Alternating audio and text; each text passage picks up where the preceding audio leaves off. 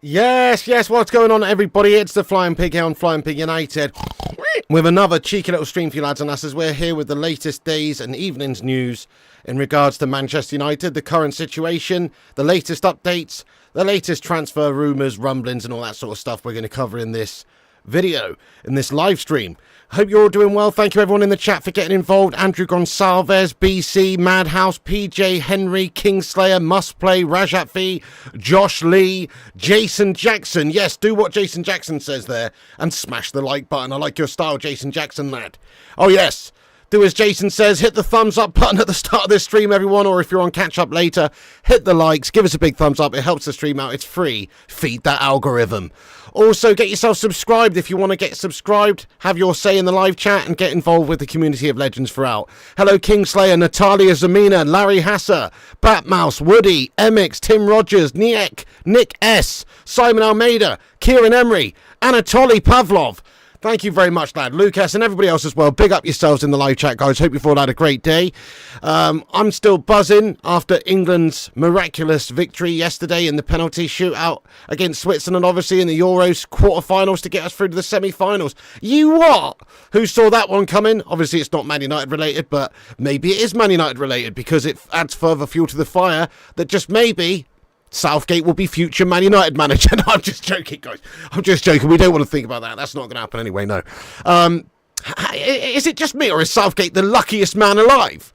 Why doesn't he just buy a lottery ticket every single week? He'd win it every single week. This guy is the luckiest man alive. How he actually manages to get this England side to semi-finals of major tournaments, I do not know. Playing the sort of shite football that we've been playing. It's quite miraculous, really. Maybe he would be good for Man United. Maybe he'd be an absolute George Graham melt, winning games 1-0 and get us the title. Obviously not, because he's shite. But fair play, he's got us through the semis. Anyway, enough about England. Who cares about England? You're not here for the England chat, are you guys? Only a small percentage of you are actually from England. Let us know. Smash a 1 if you're English, smash a 2 if you're other. If you're not English, nobody cares about England here, do they? Really? I usually don't even care about England myself. I'm all about Manchester United, but seeing as it's the European Championships, you know, every couple of years you've got to get on the old bandwagon, you know what I mean? See, there you go. Right, anyway, folks, let's get stuck into the Manchester United news. But big up everybody who is in the live chat tonight. Thank you for joining. Yes, like the video, subscribe, share it around, get involved and have your say throughout. It's a fully interactive show. We will be like dipping in and out of the live chat here, you see, throughout the video. So have your say throughout. And of course, we'll have a bit of a Q&A at the end of the stream also. Daniel with a controversial one at the start says, need Greenwood back ASAP. Well, in terms of talent, it would be nice to have Mason Greenwood back. But in every other regard, no. It's a PR disaster. So I think that the best thing to happen with Mason Greenwood where he's concerned is really just to try and sell him this summer to the highest bidder, to try and get as much money as we could possibly get for Mason Greenwood and start again with somebody else. That is the lesser of two evils, no pun intended there. Anyway, let's get stuck into the biggest news of the day. The biggest news of the day arrived a good few hours ago from Fabrizio Romano, and here it reads: Manchester United have green light from both Joshua Zirkzee and Matthias De Ligt to join the club. Both players have spoken to Erik Ten Hag, with Man United now ready to advance on club side in the coming days. It's all approved on salary/commissions also for Zirkzee. So fantastic there, guys. Not an issue in regards to personal terms with Joshua Zirkzee. It seems that has been agreed. Green light from both camps there. They're obviously interested in their players, their representatives joining the football club. No issues with agent fees, no issues with wages, all that sort of stuff. It obviously has to remain to be seen what sort of a figure can be agreed between the clubs. But that's all that's sort of really left in both of these players' situations at the moment. It's just really to get the agreements in place between the clubs. It seems Bayern München are quite happy to allow Matthias De Ligt to go. It seems Matthias De Ligt is desperate to go and join Man United. It seems that Bologna are interested in seeing how much they can get to allow Joshua Zirkzee to go to Manchester United, and he wants to come to Manchester United also. So very much a great update here for these two players. Ten Hag getting a couple of signings in. Oh, Dutch friends! Can he sign anybody who's not Dutch? That's the question I'm asking you. And if they're not Dutch, they have to play in the Dutch league, don't they? It's like, but anyway, no, seriously, I'm not bothered about what nationality they are, whatever. But isn't it a little bit concerning as well, though, that we are signing these two players who haven't actually been playing for the Dutch side in the European Championships. Not much anyway. Obviously, you've seen Zirkzee a little bit here and there. But De Ligt's been on the bench, and Zirkzee's not really played that much. I mean, that is a little bit concerning. It does seem like we're just shopping around for some B-team rejects at the moment. Do you know what I mean? We might as well get on the blower to Jason Summerby from the Brentford rejects at this stage. You know what I mean? No, I'm joking. These players are good quality players. I'm just joking, by the way. They are good players. They will add a lot to our side, I think. I mean, I'll be honest with you guys. Let me just tell you my thoughts on Joshua Zirkzee. I think De Ligt is a class act, to be honest. I think De Ligt is a class act. I really do. From what I've seen from him over the years, he's 24. He's going to get better. I think he can provide us some good quality at the back there, playing out from the back. You know, I think he's a good player. But I must admit, obviously don't know a great deal about Joshua Zirkzee personally.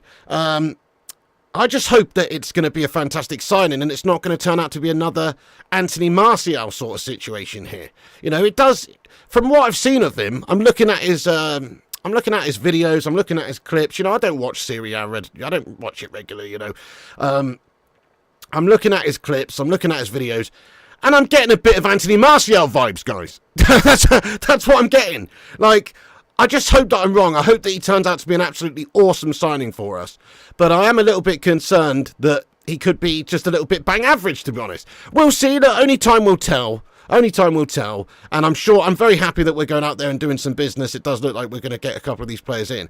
Only time will tell. You know, everybody, if you go around social media, if you go around online, they show a few clips of this guy and they go, oh, look at this guy. He's absolutely fucking mint.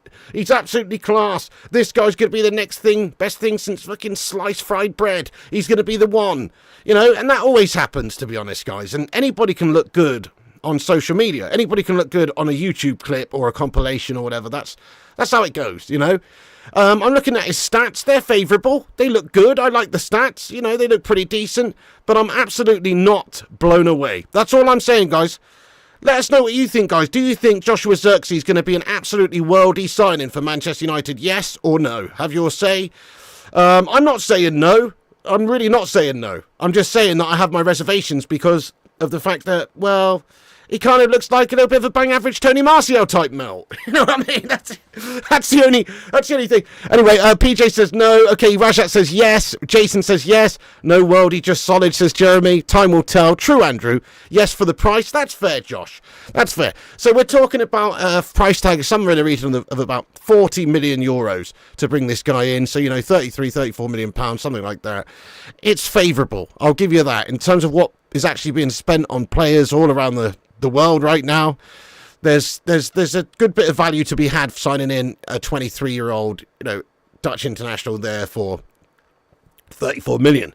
But we also thought that 34 million was a pretty good price to spend on Donny van de Beek, didn't we, guys? And he was a Dutch international, little Dutch fellow, wasn't he? Yeah, coming in here with a big lot of hype, wasn't he, old Donny? Yeah. Guess how much we just getting rid of this guy for? 420k and a packet of dry roasted peanuts. Do you know what I mean? To Girona. You know what I mean? So, like, he'd been at the club a few years, getting paid, God knows how much. He was, we spent 34 million, I think it was about 34 million pounds on Donny van de Beek, and we just ended up letting him go for £500,000. That's the sort of football club Manchester United are, by the way. What a pathetic dross mess when you think about that, just for one moment. Okay, you know, people will say we destroyed Donny van de Beek. I disagree with that personally. I think he was given some chances. He didn't get enough chances, obviously. But he just not shown himself ever to really have the right mentality or kick on or really take opportunities too well. Occasionally here and there he did play well. But I've got to be honest, you know, when you look at that sort of a move for that player, 34 million quid for a great Dutch prospect, and he's turned out to be knout. And then you look at what we spent on Tony Martial, and he's turned out to be an absolute dross mess as well at the football club. It just, all I'm saying is, look, Zirkzee doesn't really fill me with a sense of guaranteed success. Maybe he will be a success, maybe he won't. That's kind of how I feel about the guy at the moment. I'm not trying to be negative, I'm just being honest. It's not the most mesmerising of acquisitions, if you ask me. I would have been much more comfortable, say, getting like a Tony in, somebody like an Ivan Toney, who's got that Premier League proven experience. Even though he's not going to set the world alight necessarily, banging you 25 plus goals a season, he's a proven entity within the Premier League itself. Now, obviously, Zirkzee's young, Zirkzee's hungry. We're hoping that Ten Hag can develop Zirkzee into a really great player. He's also versatile as well. He is also versatile. He can play in a multitude of different positions. He can play centre forward, striker, right wing. He is quite useful in that sense. And if we just have a little look at his statistics, right, Joshua Zirkzee. So we have a look at his career. At the moment, obviously playing for Bologna last season. He's played 34 times for them in Serie A and scored 11 goals with 5 assists. Nothing wrong with that. Very decent stats. In the Italian Cup, 3 games, 1 goal, 2 assists. The season before that, 19 games in Serie A, 2 goals, 2 assists. Obviously, before that, he's in playing for And De Ligt. Obviously, he was at Bayern as well. Like, statistically speaking, his record is, well, kind of bang average, but he's only 23 and he has been developing up until this point. If we have a look at his overall stats, I mean, not bad actually. Centre forward, he has a centre forward, he scored 79 goals and 45 assists in 178 games. That's in all of his games, in all of his teams, Feyenoord under-19s, Feyenoord under-17s, Parma, Bayern's youth side, Bayern, Anderlecht, Bologna, So that's the lot. So he's obviously developing well, he's obviously developed well, he is obviously a good player, and, he's a bit of a unit.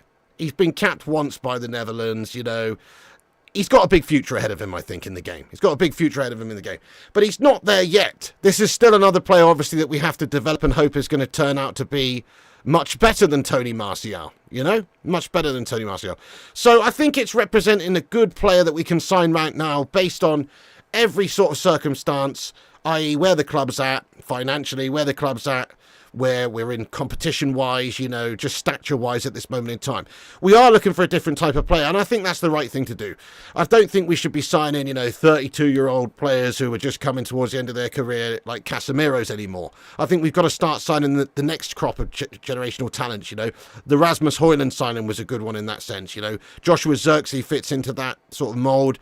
We basically need to sign players that are under 25, 24, 25. De Ligt fits into that mould as well at 24 years of age. So I think that's what we're trying to do. I think it's a sensible approach in this summer transfer window to try and bring in players who are ready to take the next step up to the top level. They're not quite there yet. But they're ready to take the step up. So, yeah, I think that's where we're shopping around in, guys. And that's why I don't hate nor love the Joshua Zirkzee signing, but it does seem like it's going ahead. It does seem like it's greenlit, and only time will tell whether or not it'll be a big success. I really hope that he just comes in and smashes up the Premier League and does brilliantly. He's not going to be playing all the games anyway, because we do have Rasmus Højlund. We do have a lot of wide options, of course, the likes of Garnacho and Rashi at the moment. Anyway, we don't know what's going on there. Obviously, players like Anthony Dos Santos, etc. So we've got a lot of options still in those areas. Zirkzee's realistically going to be playing, centre forward, striker for us. So it's just really another player to come in and help out with the roles of getting goals scored and created at the top of the pitch. So yeah, I mean, for the money, guys, I think it's good value. Smash a 1 in the chat if you'd be happy to see Man United paying 40 million euros for Joshua Zirkzee, which that is the figure that's being bandied around as the amount of money it takes to bring him in. That's his release clause amount, basically his minimum fee. So smash a 1 in the chat if you'd be happy to see Man United spend that amount of money on the lad. Yes, get in there, Don Berber lad. Says Zirkzee can play all across the front three and as a 10. Yes, he can. I know that's the good thing there. I mean, if we have a look at his overall career, right? So I've got his stats up here. Just on that, just to tell you a little bit more in terms of his detailed stats of his positions.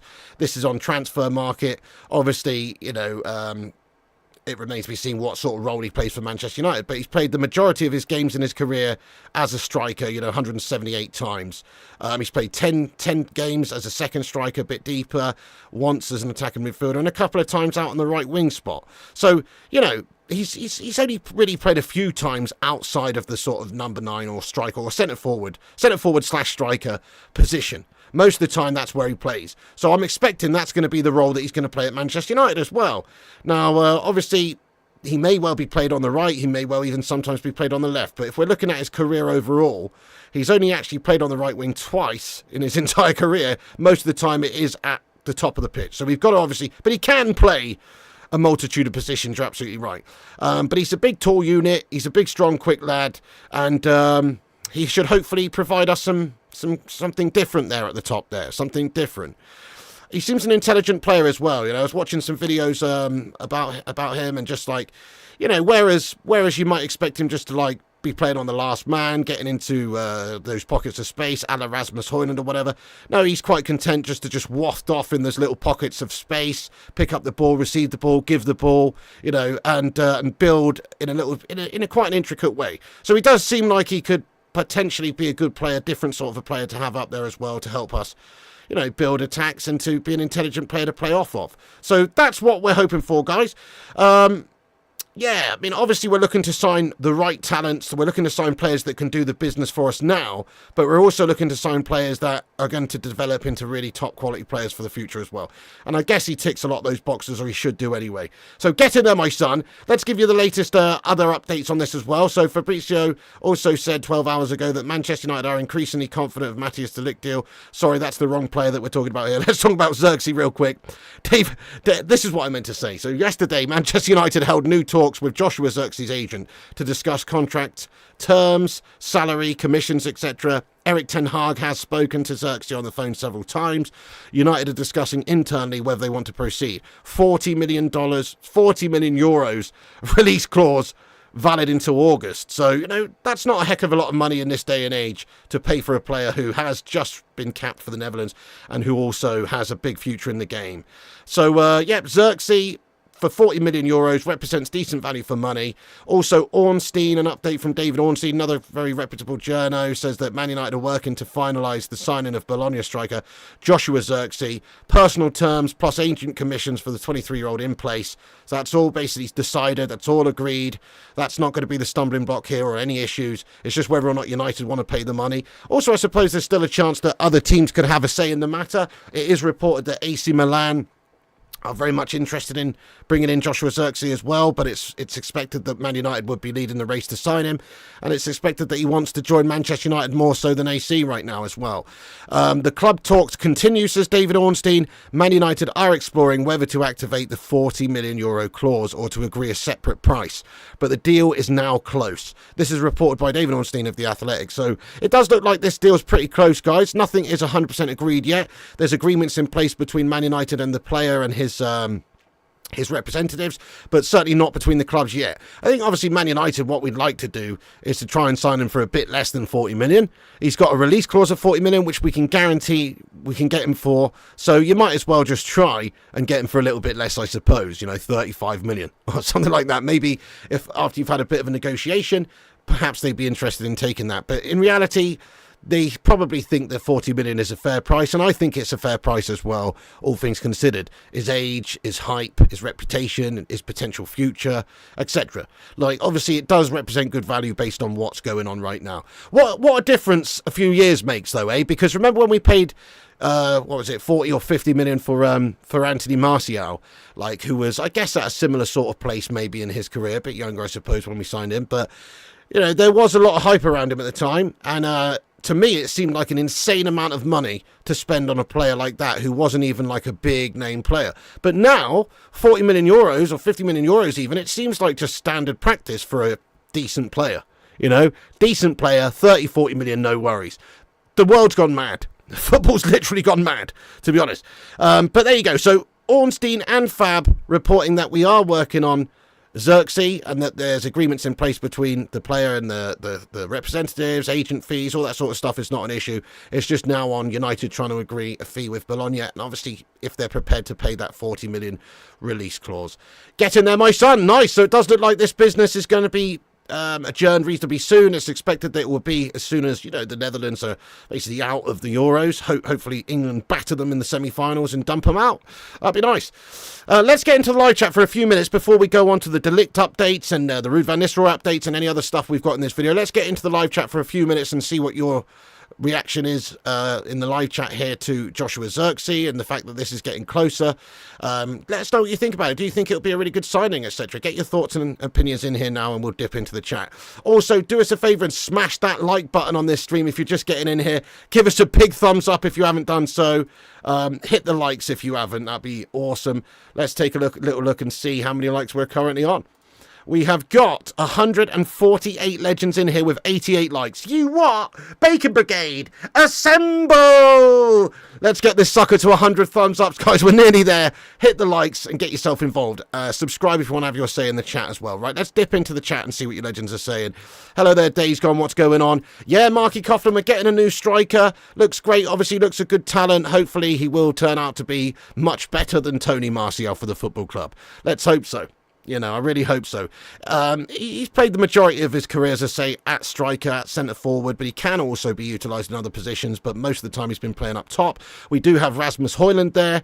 I still expect Rasmus Højlund to be our main guy in that sort of area. I was impressed with Rasmus Højlund last season, considering the sort of shite team that he was playing in. Really shite team throughout the course of the season. But he still managed to nab 16 goals, which is not bad for a youngster. He was only 20 when he came in, you know. Not bad for a youngster coming into a new league, to a man's league, proper league. Not bad at all. So I don't think Joshua Zirkzee is going to be playing every game for us by any means, but I think it's just great to have a bit of depth up there, bit of quality, and hopefully he would be able to develop into a top player. That's the plan anyway, guys, for this youngster. Get in there. So, you know, hey, Mark M, what's going on, lad? He says, when was the last time that United negotiated multiple deals at the same time and not only that, secure them for cost-effective prices? Imagine we sign Ugarte as well. And Rabiot, that's 4 players for 100 million.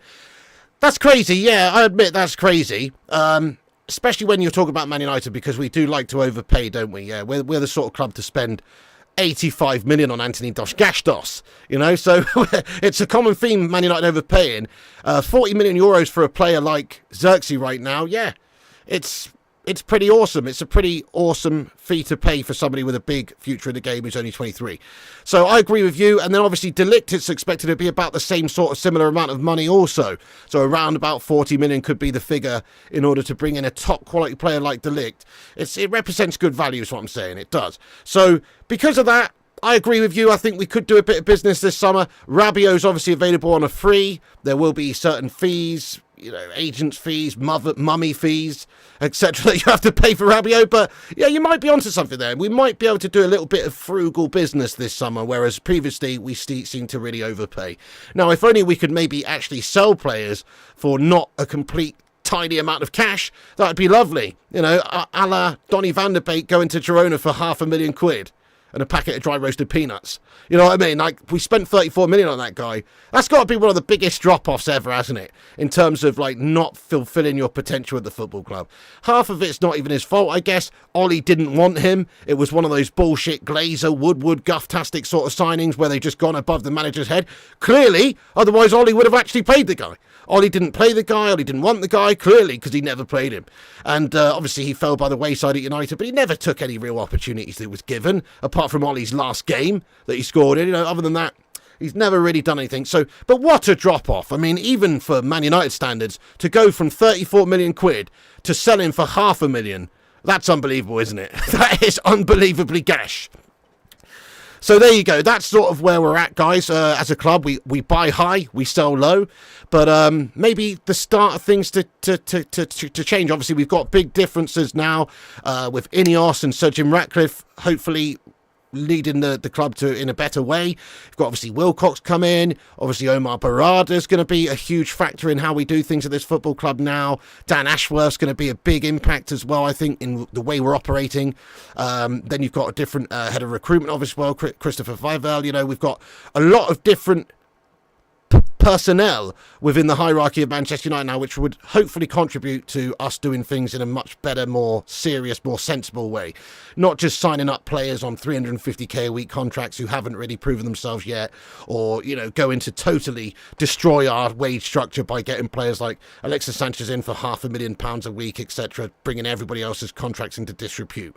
You know, this is not, you've got to obviously set a standard at Manchester United from the top down. So hopefully that will happen. Hopefully we'll see big changes, hierarchical changes at this football club, which will therefore have big knock-on effects in a positive way with the players, because obviously, harmony at a football club is important for performances on the pitch. Nice one. Yeah, exactly. Yeah, good shout. Donny was a flop at Everton. Donny's pretty much been a flop everywhere he's gone, hasn't he? You know what I mean? I'm pretty sure Donny van de Beek would struggle if he was in a Donny competition. Do you know what I mean? Like, if the competition was to be called Donny, I think he would struggle to win that, to be honest. The guy is just sus. He's sus. He's just, I don't know. Did we ruin Donny van de Beek, or did Donny van de Beek ruin himself? Because at one point, when he was with that Ajax side, when you had, De Ligt and, all these players coming through, when Ajax actually managed to get through the semi-final of that European Cup that season, was it 2017 or whatever it was? When that happened, you just thought, oh yeah, Donny's like a great player for the future. This kid looks awesome. He's going to be fantastic, super young, coming through the Ajax system. I think he's obviously a contributing factor. You can't just blame Manchester United for ruining Donny. I think he's also the master of his own destiny as well. It comes down to effort. It comes down to wants. By all accounts, he's a bit of a lazy bastard trainer, Mate, thank you very much, YouViewed, for the £2 super chat there, lad. Let's get stuck in there. Thank you very much there, YouViewed. Let's get some big love in there for YouViewed, guys. Get in there, YouViewed. He says, looking sharp, pig, mate. So 2 new signings now. Yeah, thank you, YouViewed, very much for the super chat. Let's break out some Sues. To be honest, yeah, I think that these 2 signings are going to be the first 2 signings we make. We may well make a couple more signings beyond that. As you know my thoughts on it. I don't think we will have a massive spend this summer on players. We might try and do a good amount of business as we can, maybe 4 or 5 players in here. Get rid of a couple, but because Erik Ten Hag is still the manager and he's already spent 400 million, and they have given him an extension, but there's still a chance that maybe we go on this season like we finished last season and we're just not really that convincing. If we're not challenging for at least the top 4 spots come Christmas time, there's a good chance that they do part ways with Erik Ten Hag at some stage. Like, if we're 8th again by Christmas, surely he's getting the sack, which means that, they're not really, in my opinion, going to want to give him hundreds of millions of pounds to spunk this summer on potential new signings that may or may not be wanted by the next new manager, if that may be. So obviously I'm hoping that Ten Hag does really well and is a success this season and turns things around, and in which case then maybe in January or next summer they'll really heavily invest. But if you were Ineos, or if you were the Glazers, if you were anybody to do with Manchester United up top, would you really give Erik Ten Hag hundreds of millions this summer to spend after he's basically frittered away 400 million on pretty gash players? Well, not all of them, but certainly half of them. Very disappointing. I wouldn't. So I'm pretty sure they will try and recoup as much as they can, with the likes of Jadon Sancho being sold this summer, Mason Greenwood, try and get rid of 1 or 2 other players if it's possible, and then reinvest that money into the squad, rather than going to spend like huge money, a big war chest this summer. It's probably quite unrealistic.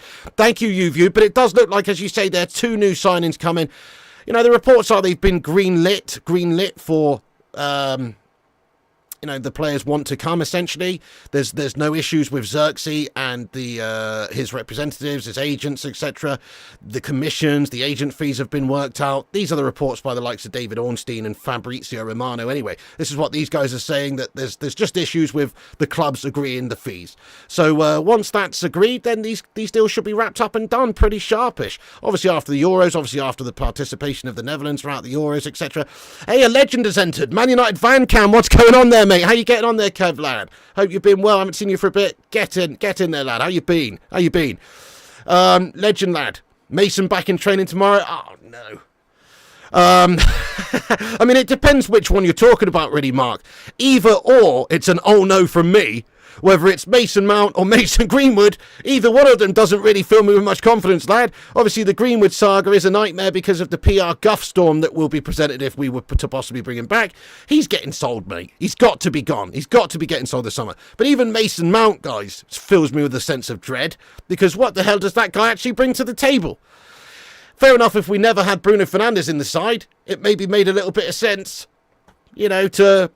to sign him, but I still don't understand why we signed him to begin with. He's 60 million quid on that guy. Unbelievable. Absolutely unbelievable. Anyway, let's continue with the rest of the transfer news then, guys. Let's talk about De Ligt a little bit here. So there's another update here from Fabrizio Romano again in regards to Matthias De Ligt. And the report says that Man United are increasingly confident on Matthias De Ligt deal, as the player has been clear with his agent. He's only giving priority to Man United.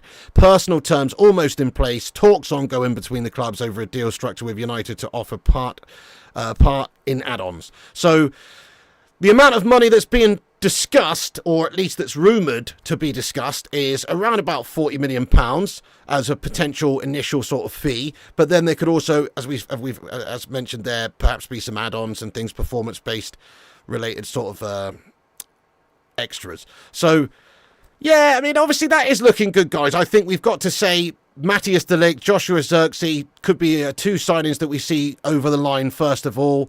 Would be amazing, you know. Hey, what's going on there, Mr. Good Vibes John as well? What's happening? We've got a legend call going out here. I've put up the old piggy signal and all the legends are coming out the woodwork. What's going on there, Good Vibes John? How you doing as well there, lad? Come on. Get in there, you Don. On your break, just checking in on the content creator's favourite content creator. Dude, thank you very much there, Good Vibes John, you legend. I hope you're keeping well, lad. Great to see you in here, man. Great to see you in here. We've got to get you legends on for a chat at some point, absolutely. Would be fantastic. Mr. Good Vibes John, Mr. Man United Van Cam as well. Who would like it if we could get a freeway on the go? Oh, hello, matron. Who would like it if we could get a freeway on the go there? What? Anyway, right, hang on.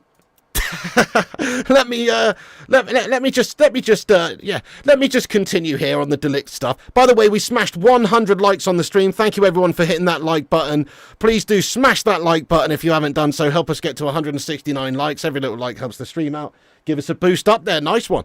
And get yourself subscribed if you're new to the channel. Yeah. It sounds wrong, doesn't it? It sounds wrong. Yeah, that's not what I meant. No, it's not what I meant. Any news on a new goalkeeper, Marky Coughlin? News on a new goalkeeper. No.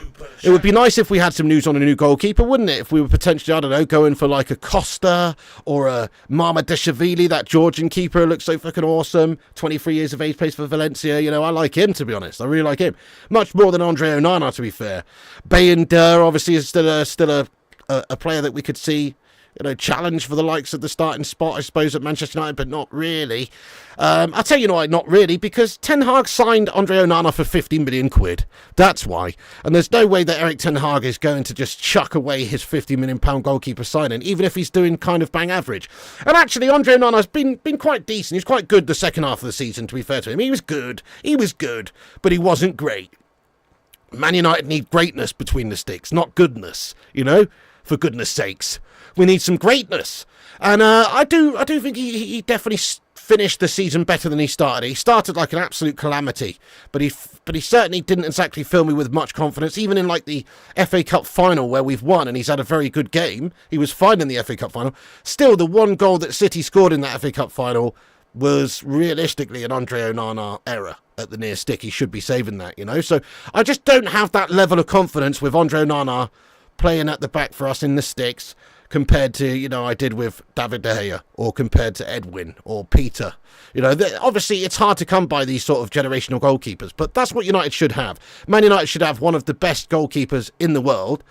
So, you know, if there was an offer on the table from another club to recoup most of the money that we spent on Andre Onana, I would happily sell him, to be honest. If we could go out there and sign, you know, a top quality goalkeeper like a Donnarumma or someone, you know, somebody that we should actually have, a top quality player, a top quality goalkeeper. Not to say that Andre Onana's not a good player. He's clearly a good goalkeeper, but he's just not top tier in my opinion. So that's just my opinion, though. You don't have to agree with me. But just on that, guys, would you keep or sell Andre Onana? Get yourself involved in the chat. Let us know.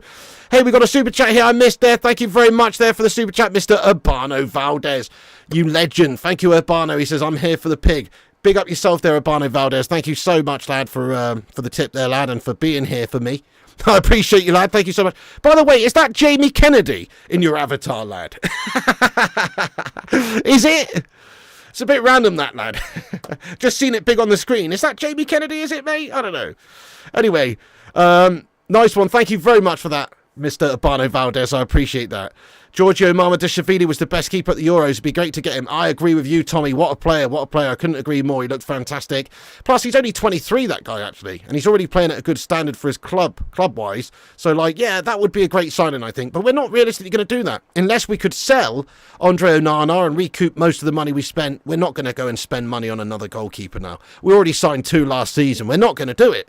And especially because Erik Ten Hag is here. Maybe if Erik Ten Hag was sacked in the summer and we got a new coach in who wanted to do things in a different way, just maybe they could have potentially tried to sell Onana and bring somebody else in. But because Ten Hag's still here, he's not going to do that, is he? He is going to die on his shield selecting Andre Onana every single week, rightly or wrongly, even if he plays shite. I bet you. Same thing with Anthony Dos Gastos. Anthony Dos Gastos played 30 times in the league last season for us, and he was shite. But he still kept selecting him. So, yeah, because he spent 85 million on him, and he's his signing. That's the reality. Yo, what's going on? 0793, you legend. How goes it, lad? How goes it, lad? Stephen Shipman getting in there raw as well. Couple of legends, absolutely. Sell ASAP. Right, let's see what you guys are saying about Onana. Keep, says Josh Lee. Sell. No point in doing that. Mamadashvili, the Georgian hero, is rumoured to go to City if Ederson goes. Dude, that'd be filth. Sell Onana, keep Onana, sell him, sell, keep. We got a new goalkeeper coach in. Interesting. Keep for another year, says Stephen. Well, I think that's almost guaranteed to happen, to be fair, yeah. I think that's almost guaranteed to happen. Sell if there's an upgrade would be nice, Jonathan, yep. Keep, yep, there you go. Sell, you would sell Onana for a pep and a bag of crisps. Okay, Pepsi, yep, nice one. All right, fair enough, guys. Well, yeah, he's not the most popular with the United fan base then. A lot of us, though, do think that he probably will still be here, and a lot of us probably still think that he deserves at least another chance this season. And I do kind of think that, to be honest. You know, I'm all about second chances. It would be nice for us to go and actually bring in a top keeper, but it's not realistic. So we kind of got to back him at the moment. You know, we kind of got to back Andre Onana and hope that he does well. But I do think that's a problem area for us. And he's really going to have to hit the ground running this season, because any sort of howlers and calamities like he started last season, like if that happens this season, he's just going to get written off immediately, you know. He's going to get written off immediately. So that's the problem there. He needs to do well. Anyway, just to take it back onto De Ligt. Yeah, so we're confident of signing Matthias De Ligt, guys. It's looking very likely that he will be one of the first sort of couple of players in over the line this summer. I think that's a cracking signing, to be fair, guys. 24 years of age, bags of experience. Can't really get a more experienced centre-back at his age than him. He's played for top sides. He's won top trophies. He's been a part of top teams. You were talking Juventus, Bayern, Ajax. He's got that, Dutch friend connection there with Erik Ten Hag and the Ajax Academy and everything. Like, it's just a good signing. Whichever way you look at it, it's a good signing. People say, he's got a few injury issues, concerns here and there. But if you actually look at all the performances or all the appearances that he's made over the last 5-6 years, he's pretty much played at least 30 games every single season. Now, he might not be fit and available all the time, but he's certainly not a complete paper mache need melt, the likes of Varane or Beek, for instance. I think he's somebody you can rely on a bit more than that. Plus, obviously, we've got players there like, for instance, Martinez. You've got Johnny Evans, who signed a new-year contract as a backup. Maguire, if he's still here, which hopefully he won't be, is still going to have some appearances throughout the season. But ideally, what we're going to see is a new partnership between Martinez and De Ligt, fully established and playing most weeks, where we see them finally cement some sort of a defensive partnership together that's got a bit of continuity about it, that we can see week to week to week without having to chop and change all the time, because that is a big problem. It's hard when you're having to chop and change all the time. So you want to have an established centre-back pairing, and hopefully that will be it. Get in there, my son. So yeah, guys, brilliant news. This is good stuff if it comes to fruition. Reports are, that both of these signings are green lit, and that both the players and the agents and the camps and everybody want to join Manchester United. It's just on now. United agreeing, firstly, terms with Bologna for Zirkzee, €40 million release clause, though, is the worst case scenario on that one. And then also agreeing a fee, probably somewhere in a similar amount of money, maybe with a few extra add-ons for Matthias De Ligt as well. Get in there, my son! So that would be a good start to proceedings this summer. United have had a big restructuring this summer behind the scenes and in the hierarchy of United, which is arguably the most important things that we could have been doing this summer, rather than signing players. Obviously, we need to sign players, but due to all the injury issues we had last season, and due to just the club being run by a bunch of shithouses, there was obviously a lot of issues there prevalent. Now, hopefully, Man United will be much better led. We'll have better, management at the top. That's the plan. So hopefully there'll be better recruitment. Hopefully there'll be better scouting. Hopefully there'll be better negotiations. Hopefully there'll be, more infrastructure, more spent on infrastructure. We're seeing 50 million being spent on Carrington and stuff recently. Hopefully there's going to be more and more and more of that sort of stuff to make this club much better than it actually currently is, because it is lagging behind, guys. We're stuck in the 90s in a lot of ways. With Ineos and what they're doing, hopefully this is essentially the start of a new era at the football club. We've got to be patient. We've got to wait and see what they're doing. You can easily just write off Ineos as just Glazers 2.0 already if you want, but we've got to wait and see what they do. I'm going to be judging them in a year's time or 6 months' time. I'm not really going to be judging them even based on this transfer window. I think the most important things for them to do was to change the structure of the football club, which they've seemingly done. Obviously, we want to bring players in, which they're trying to do as well. But that is almost secondary. We want to get rid of all the shite problems that there are in the hierarchy of United first, and then address the playing staff, and also we want to get rid of all the shite playing staff as well. Of course we do. But there are changes afoot, obviously, with players, ex-players like Ruud Van Nistelrooy potentially coming in as well. Let's just talk about that for a moment. So a little bit more on Ruud Van Nistelrooy. So the next steps of Ruud Van Nistelrooy, it's expected that he will be at Carrington for the start of the pre-season training tomorrow. Obviously, it's ahead of him sort of signing a new deal and everything, or signing a deal at the football club to be an assistant there for Erik Ten Hag. He is in England ahead of us signing a 2-year contract with Manchester United. This is via Simon Jones. Hopefully it's the case. Hopefully we do see Ruud Van Nistelrooy at Carrington tomorrow, or certainly sometime this week, and he starts work, because this is going to be a big change in the way we're doing things. Obviously, we had Benny McCarthy there last season, but Ruud Van Nistelrooy's a different animal, isn't he? Ruud Van Nistelrooy talking about a lot of experience. He was previously head coach of PSV, and he did well with them. So you're getting somebody who's got experience coaching and working with players. Not only that, as a player, he's one of the absolute very best that this club's ever had, certainly in terms of putting the ball in the back of the net. So when you're talking about attacking phases, when you're talking about attacking movements, when you talk about finishing techniques, training, he can impart serious wisdom onto the likes of Rasmus, Zirkzee and everybody up there. And also not just that, but also hopefully have a hand in the way we actually play maybe in the final third as well. Like, he's got a different sort of outlook, where he wants the ball, where do you want it delivered, where should the movements be in this phase, that phase, this phase. So, hopefully Ruud Van Nistelrooy is going to be a big influence on the way we play in the final third this coming season if he can get to work. And I think he's going to be a real success at the football club. Plus also, one day, he could be the future Manchester United manager one day. You never know. He's already had experience in coaching as a head coach at a big club like PSV. Now, obviously, Erik Ten Hag's here at the moment, but if Erik Ten Hag was to fail in 6 months, a year's time, 2 years' time, whatever the case may be, and they did sack him, well, you've already got somebody in there who can sort of come in and take over maybe and do things a little bit differently, and he's still got experience and he's got a connection with the club and the fans love him. So it's actually quite a shrewd move from Man United in a lot of ways. Even for Ruud Van Nistelrooy, it's a shrewd move, because one day it may lead to him being Man United manager, and that doesn't have to be a case of Ten Hag fading either. It could just be Ten Hag leaves in a few years naturally after a successful spell, and then Ruud's in line for the job. But it also will give Ruud Van Nistelrooy valuable experience at a huge club, potentially could be a stepping stone to coaching at a top club, if it's not to be Manchester United one day. So I think it fits everybody really, but certainly for United right now, it will hopefully give us a coach who can do things differently, who can hopefully get this team playing better in terms of the final third and scoring goals. And it will give Erik Ten Hag, somebody else to sort of to work with, who hopefully will be able to administer his skills in a different sort of a way to the playing staff. Get in there, my son. So, very much looking forward to seeing Ruud Van Nistelrooy starting work at the football club. Hopefully that is official and announced very, very soon. It's ahead of, obviously, contract signing at the moment, but it is going to be happening imminently, and it's suspected that he'll be getting to work very, very soon. So get in there, my son. That's absolutely sensational. By the way, I'm dropping a lot of frames here, guys. Is the stream coming through okay? It says I've dropped 3,312 frames. Fuck's that all about, mate? Are we having bufferation issues, guys? Yes or no? Are we all right? Smash a no in the chat if everything's all right. Let us know. But I'm dropping a lot of frames here. What's going on?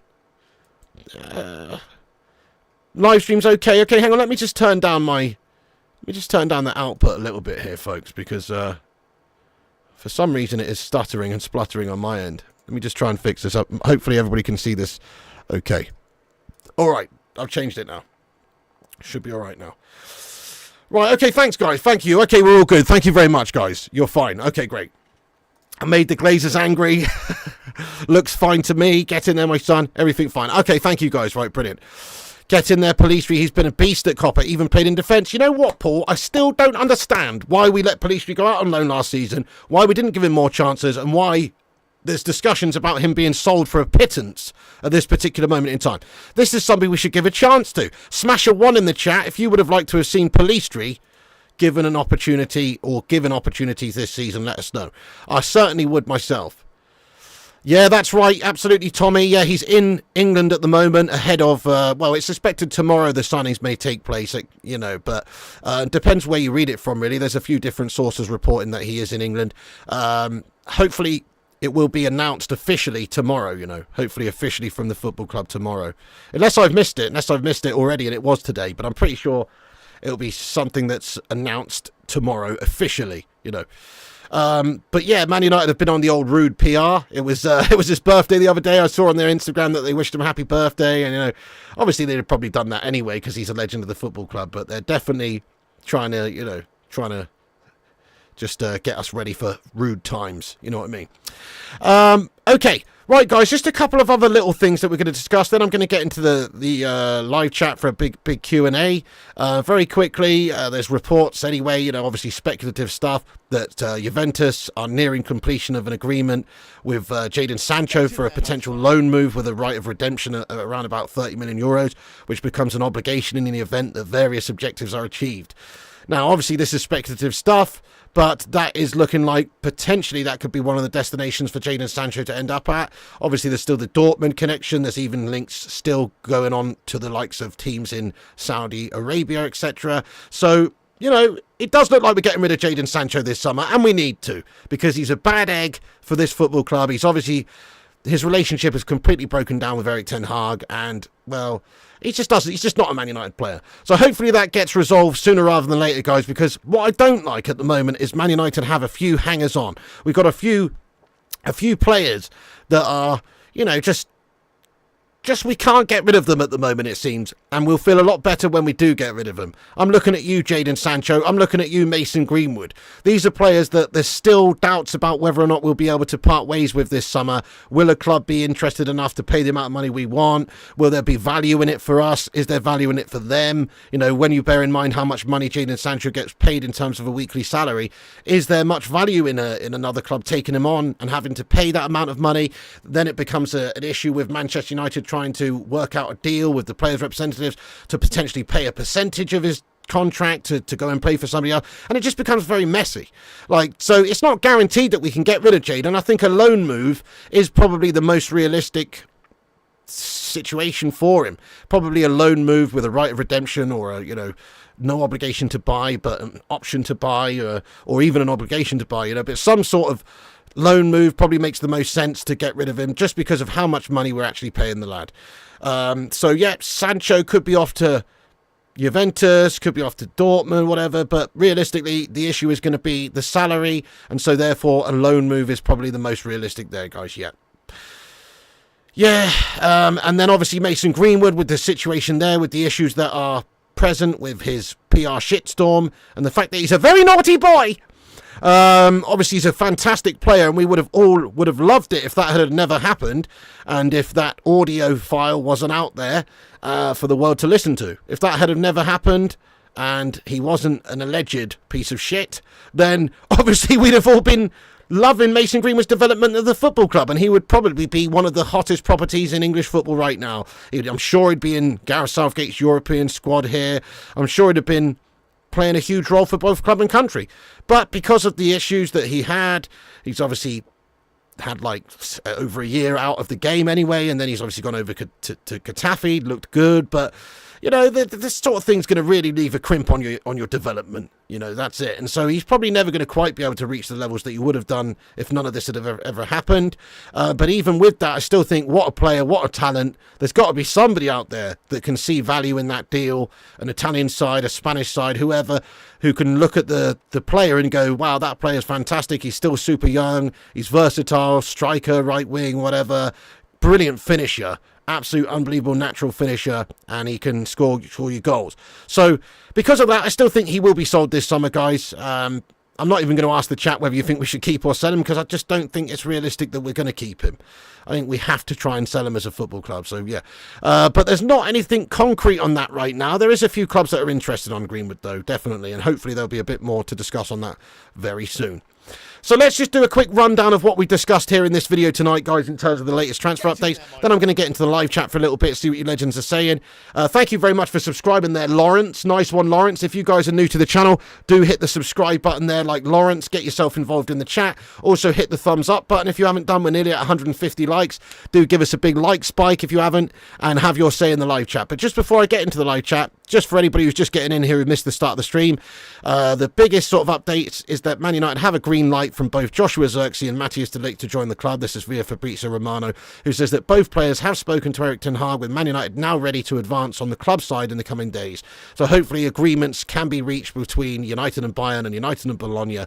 But it does look like in terms of the Zirkzee deal, that should not be an issue, because the release clause that is currently still valid until August is in the region of about 40 million euros. So we should be able to exercise that release clause and be able to bring him in, no dramas. Get in there, that's the plan.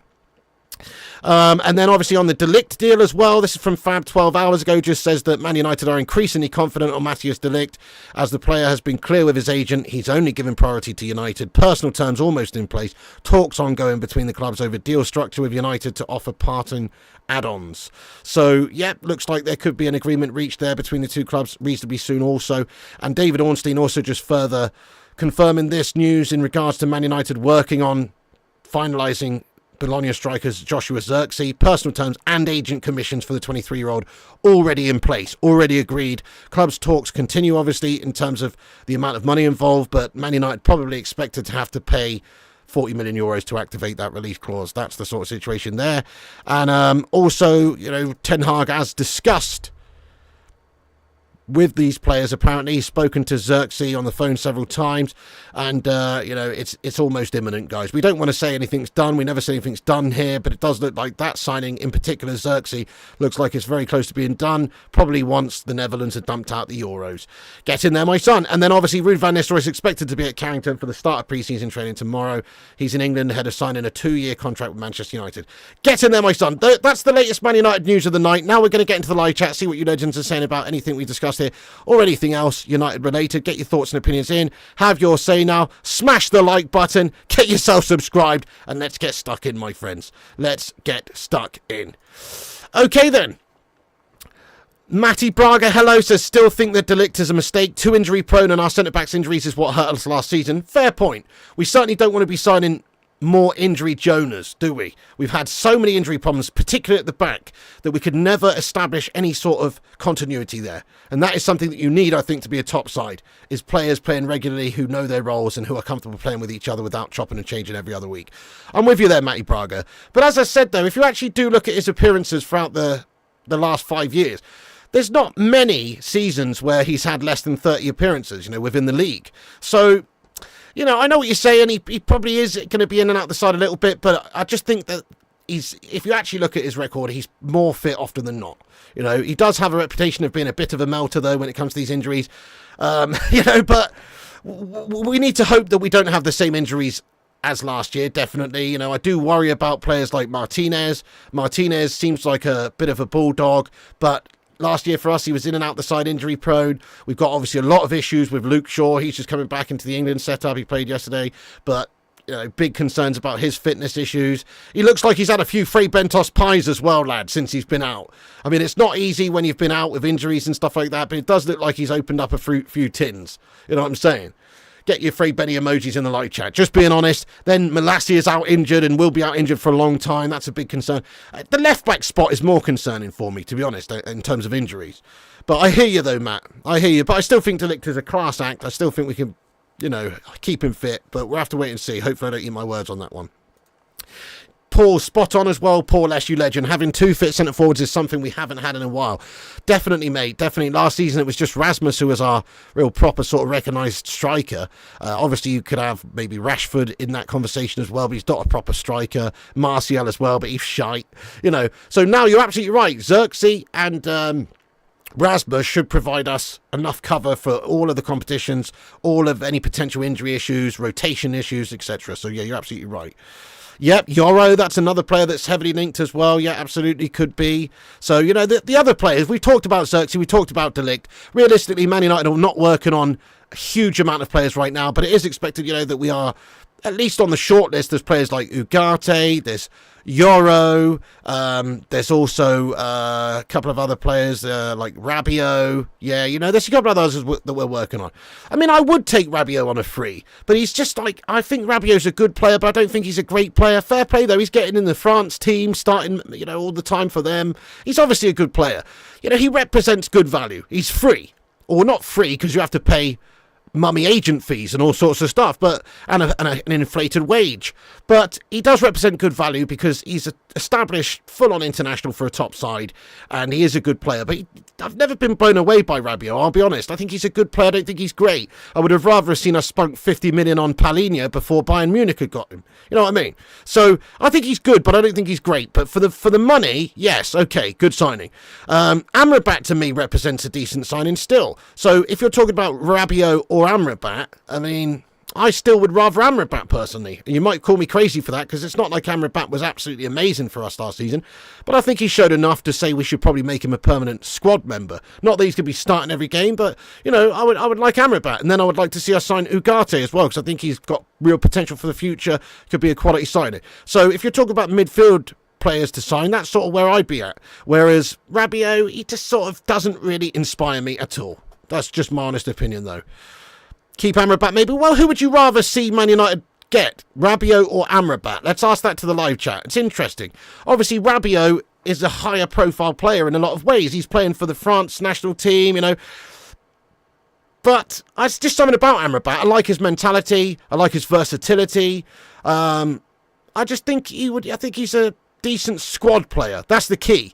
I don't think he's going to be starting for us in that midfield, but we need squad players. We need players that are happy to play somewhat of a rotationary role, So you've got your McTominay, you've got your Amrabat potentially, and then you need to sign another top quality midfield to actually start for us. That's what we need. Yeah, saw Ugarte score the goal to send Uruguay through. Get in there, Luan. Seems cool-headed. Absolutely, yeah. There you go. Neva says Simon. Amrabat, he's only 19 million. Yeah, Berber says both and send Casemiro on his way. Fair one. I mean, Casemiro, there's still a bit of a question mark about him, isn't there? Last season he was ropey. We know he's a winner. We know he's got huge experience. He's not even super old. But he does look like he's slowing down a little bit. I'm not talking about slowing down physically here, speed-wise, because he's always been slow. I'm talking about slowing down as a top central defensive midfielder. But the old adage is true. Form is temporary, class is permanent, and I still think we can see the best of Casemiro this season, personally. However, I would also completely understand if Ten Hag and the guys decided to sack him off because he's on big money and he didn't do a whole lot this season just gone, and I can understand why you would say that. Get them both and get rid of Casemiro, to be honest. I could understand that. But I still hope anyway. I don't know. In fact, I really don't know. But I still hope that Casemiro can still come back this season for Man United and put in a great shift for us and be a quality player for us this season. I still hope that, but I certainly don't know because of how ropey he was last season, and he was ropey. He was ropey. But again, I would like to highlight the fact that maybe the system, the team, the style just really didn't sort of benefit him, really didn't benefit him. If you look at how Ten Hag had the team set up a lot of the times, Casemiro is kind of just like isolated on his own in front of the back line, and he's not that all-encompassing, physical, speedy central defensive midfielder that's going to cover all the ground, and he's a different sort of player. He needs somebody there alongside him properly, which later on obviously we had Kobbie Mainoo, who they started to get a bit of a decent understanding together and everything, but in the right system, I still think Casemiro could be very good. But, yeah, a lot of people are saying, sack him off. He's lost his step. Plus, he had to play. Yeah, that's it. He was also playing out of position sometimes. Thanks for the memory, says Malps. Yeah, fair enough. I mean, he was great in his first season, though, Casemiro, at the football club. You don't rest on your laurels. You can't rest on your laurels, but he was great in his first season. But we're interested in now. And now he does look ropey, so I can't really pretend that I would be surprised if they decided to sell him. But he's on huge money. Unless a Saudi team's going to come in for him, then what's the... Yeah, I think we're stuck with him for the next year. Never a long-term signing like Varane, no true. Want Ugarte as midfielder? Yes, absolutely. Kobe is world-class. Kobe is amazing, isn't he? Yeah, I agree, Berber. Kobe Mainoo. He's just unbelievable. Even for England over the last few games. It's not saying much, but I still think he's been England's best player the last few games that he's played. Since Southgate actually saw sense and put him into the side. He's just been controlling things. He's been popping off into space, giving goes. The guy's got everything. The guy's actually got everything. He can get forward and create. He's got great brain when it comes to little triangles and stuff that he's finding space with the passer. He just gets into the right bit of space, pops off a little pass, moves into the next bit of space, pops off another little pass. He's just very, very impressive. So I'm with you there. I think he's the future. Build your midfield around Kobe Mainoo, absolutely. Definitely. So now we need to get, somebody else in there to go alongside Kobe Mainoo as a starter, and then that means we've got extra added depth immediately to be there when we need it, i.e. McTominay, i.e. Casemiro. So yeah, get in there, you legends. Hello there, Jesse Talks Football. How you doing there, you legend S? Hope you're doing well. How goes it? Legend S, how you doing? Yeah, you might be right, Disco Dave. It's a pacey league, the most physical and pacey in the world, probably in a lot of ways. So yeah, Casemiro legs are gone. Maybe Jonathan could be right. Yeah, unfortunately, you might be right. We need João Neves, Ugarte and Garnacho, good pairing. Yeah, Mainoo equals English Pedri. Kobe's a true monster. Mainoo better than João Neves. Yeah, we just need to build the team around João Neves. There's 3 players last season, which really I can't really fault that we just need to sort of build the team around for the future. And those 3 players are Rasmus Højlund, even though, okay, he wasn't great last season, but we've talked about why. He's still good for considering how shit the team was behind him. Garnacho, who, in my opinion, he's already our number 1 starter on that left-hand side. Rashford should be polishing his boots, to be perfectly fair. And then obviously Kobe Mainoo as well. Like, those guys are super young and super talented and have that character and have that design. Just have that Man United sort of vibe, And that's important. Sometimes you just know. You just know whether a player is cut out to be a United player, mentality-wise, or not. And those 3... to me, seem like they are. So those are the few guys to really put your faith in and to try and build for the future. And if you do that, if you get the right pieces around them in the puzzle completed, then I think we'll just flourish, as a team. So, yeah, that's what I would do, guys. I'd love to get Ivan Toney as well, to be honest. Yeah, I would have liked Ivan Toney. If we're getting Zirkzee, it doesn't look like that's realistic. But, yeah, I'd have liked that too. There's a mature 30-year-old living inside Mainoo. It's absolutely ridiculous. Yeah, I think maybe Paul Scholes. Or someone, or Clarence Seedorf or something, mate, There's some sort of, you're right, there's some sort of, like, second coming of one of these players within him, Kobe will get another 70 minutes on Wednesday, and I don't want to see no one complaining about it. We don't burn him out. Yeah, fair enough there, Greg. Yeah, fair enough. He's playing a big role for England at the moment, just like he was for Man United last season. The Vutinator says if Mainoo was at, say, Fulham or Wet Spam, they'd want 60 to 70 million. If not, that's how good he is. You're absolutely right, Vutinator. Yeah, spot on. So, like the Wonder Kid trophy. What's it called again? The Golden Child. What's the award called, guys? It's gone out my head. Like the Ballon d'Or for kids. Fucking hell. The Wonder Boy. No. What's it called, guys? There's a yearly achievement that's handed out to the under 21 player, the best under 21 player in the world. What's it called again? Golden Boy. Yeah, that's it. Not the Golden Snitch. No. The Golden Boy. That's it, the Golden Fleece. Okay, the Golden Boy. So, I mean, he's got to be in the conversation, doesn't he? I don't think he's potentially going to win it, but he's got to be in the conversation, doesn't he, Kobe Mainoo, for his breakthrough that he's had over the last year. As a young kid, he's got to be in the conversation for the Golden Boy. He really does. Now, obviously, there's other players, like, for instance, Yamal, who's only 16 for the Spanish national side, doing what he's doing, which is pretty unbelievable, really, when you actually think about it. He has 16 years of age, who's also in for some strong contention for the Golden Boy. But I've got to be honest, Kobe Mainoo is right up there to win that, which basically tells you everything about the guy. It tells you everything about him. He's just an absolute young phenom. He's a brilliant young player who's come through and done brilliantly. He always looks super comfortable in games, no matter the magnitude of the game or who he's playing for, whether it's England or Man United. He just looks solid, and he's so young to be that cool already. It's quite impressive. So yeah, he's got everything. Hopefully he'll be a brilliant star boy, youth player of the year. Yeah, exactly. Okay, so that's where I'm at, guys. You know, I think he's unbelievable. Build the team around them. Right, I've got a darts stream set up, guys, which is taking place in a few minutes on my darts channel, Flying Pig Darts. We're going to go over there in a few minutes and start the stream.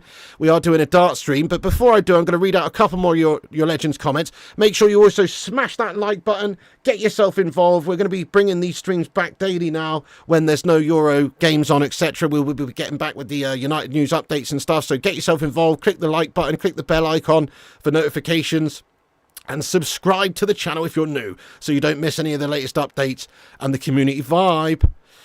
Thank you, Sharik J, just passing by to drop a like. Thank you so much. Yeah, his attitude's absolutely been brilliant. You'd love to see Mainu scoring against Holland on Wednesday night. Ah, that would be sensational. Jude Bellingham claimed the prestigious Golden Boy Award for 2024. Fair play. Yeah, that's what I'm saying. But maybe for the next time, you know, obviously he would be in the conversation most definitely, wouldn't he? When you give young players a chance, they give everything. Yeah, absolutely. You're so right. Compared to some of these more experienced players who have been there, done that. Thank you, Rajat. Thank you very much, Stephen Shipman, getting in there raw. Yeah, man, that, and we've been shit, no patience for a lot of people. Get in there, Vu, today, 140 likes. Thank you very much. Darts and kebabs. If you provide the kebab, I'll provide the darts, lad. Thank you, Must Play. Thank you, Rajat, says Top Live. Thank you very much, Rajat. If these signings happen, who would your starting 11 be next season? Well, I mean, you know, it's still going to be, for me, it would be Garnacho, Rasmus up top, and I guess you could argue Zirkzee on the right, but he's only played a couple of times on the right. He is a centre forward, really. I guess you could argue that. But it's probably going to be Anthony Dos Gastos. But I'd sooner see Ahmad Diallo if we're not signing another right winger there. And then obviously Bruno Fernandes in behind. And then you've probably got to go with, if we do sign these players, Mainu and Ugarte maybe in the midfield. Although obviously Casemiro, if he's still here, is going to have a say on that matter. The defence is probably going to look something like Luke Shaw, De Ligt, Martinez, and obviously Dallo. And then it will be Andre Onana in goals, probably. It'll probably, you know, that'll be, yeah, same here. Left back really worries me as well. Ooh, darts, friends. Right, guys, everyone, thank you, Miz. Thank you, everyone who's watched this stream. Thank you, Jesse. Thank you, Paul, Gregory, and everybody else who's got in here. Thank you, everyone, for watching. This is the first ever stream on the Darts channel here now. Please do come along and show your love, show your support. You might not be into darts, but even if you're not, go over there and smash a like on it. Show some love to the stream. Get involved for the chat if you want. We still talk about football and shite as we're playing, whatever. So here it is here, guys, literally taking place right now. Give me a few minutes time to set it up anyway, and I'll be on it. So there it is, guys, in the live chat. There's the link right there. Please do come and join us. Urbano Valdez, thank you, everyone, for getting in here. All the members of the channel, the Yorkshire Cowboy, Urbano, Paul, Miz, Gregory, Paul S, and everybody. Thanks very much for being members. Also, shout out to all the legendary moderators like Tommy Boyle, Don Berber, Jonathan Gallagher, the Vutinator, and everybody, Johnny Gals, yeah, everybody who's moderated the stream. Shout out Jesse. Thank you for subscribing to the Darts channel, Jesse. Yeah, nice one. Here it is right here, guys. Go over there. Thank you, Luan France, as well. Go over there, smash the like, smash the subscribe, click the bell icon on the Darts channel, and I'll be over there in a few minutes' time. Yep, see you on the next Euro one as well there, Must Play. Thank you, Valentino. Yeah, F you too, pal. Right, guys, see you in a bit. Stay classy. Piggy loves you. Like, subscribe, comment, and I'll see you on the next one. Follow us on Instagram, Facebook, Twitter, TikTok, Twitch, and Kick at Flying Pig United. Check out the website, flyingpigunited.com. Check out the gaming channel, Flying Pig Gaming, and the new darts channel, Flying Pig Darts. Which, click this link and go over there, and I'll be along in 5 minutes. Everybody, thanks for watching. Piggy loves you. And remember, when the seagulls follow the trawler, as this is because they think sardines will be thrown into the sea. Thank you very much.